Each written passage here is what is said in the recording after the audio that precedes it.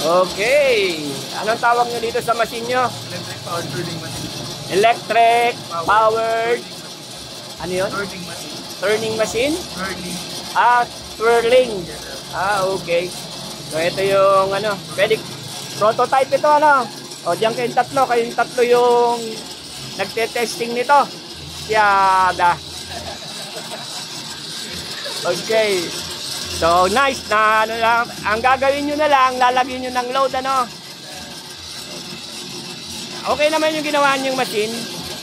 Lagyan niyo na lang ng konting grasa, medyo maingay eh. O sige. Automatic motor control.